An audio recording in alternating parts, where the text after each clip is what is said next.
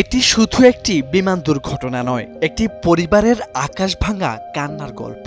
আহমেদাবাদের আকাশে ড্রিমলাইনারের ধ্বংসস্তূপ থেকে যে ধোঁয়া উঠছিল তা আসলে শত শত পরিবারের স্বপ্নের ছাই। ওই দুর্ঘটনায় নিহত হন 241 জন যাত্রী। তাদের মধ্যে ছিলেন বিমানের ক্রু মেম্বার দীপক পাঠক।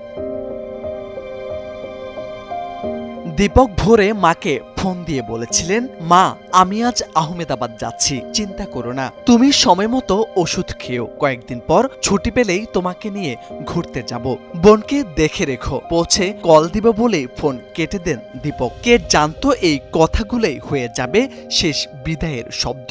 দীপক ঠিকই পৌঁছেছেন, তবে মায়ের কাছে নয়, হয়তো পরপারে। তবে এখনো নিশ্চিত নয় পরিবার, কারণ তার লাশ শনাক্ত হয়নি এখনো। বৃহস্পতিবার এপিবি আনন্দ এক প্রতিবেদনে দীপকের বড় বোনের বরাত দিয়ে এই তথ্য জানিয়েছে। দীপকের বড় বোন জানান, দীপকের শোকে মা ভেঙে পড়েছে। মা বললেন, দীপক তো ফ্লাইটে ছিল, তার সঙ্গে কথা বলেছেন, ছেলে হয়তো ফিরবেন সেই আশায় আছেন, কিন্তু পরিবারের পক্ষ থেকে অনেকবার চেষ্টা করা হয়েছে, এখনো কোনো খোঁজ পাওয়া যায়নি। টিভির খবরের উপরেই ভিত্তি করে আছে। ভাইকে দেখতে পাচ্ছেন না বলে কষ্ট হচ্ছে পরিবারের। দীপক ছিলেন পরিবারের একমাত্র ছেলে। দীপকের বোন জানান, সে ছিল অন্যরকম, রাত জেগে পড়ত, প্রতিটি পরীক্ষায় এ গ্রেড ছিল তার। সবার মুখে মুখে ছিল দীপকের সুনাম, তার স্বপ্ন ছিল বড় কিছু হবে। বিমানে ওঠার আগে ফেসবুকে দীপক লিখেছিলেন, hope you R safe.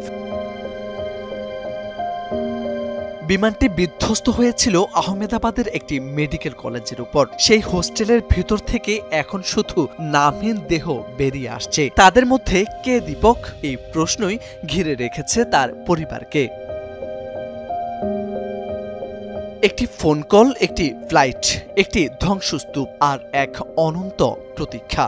Dipak ফিরবে কিনা জানে না কেউ, কিন্তু মা এখনো বলে যাচ্ছেন সে ফিরবেই। সবার প্রার্থনায় থাকুক দীপকরা, প্রতিটি নামহীন দেহ যেন ফিরে পায় তার পরিচয়।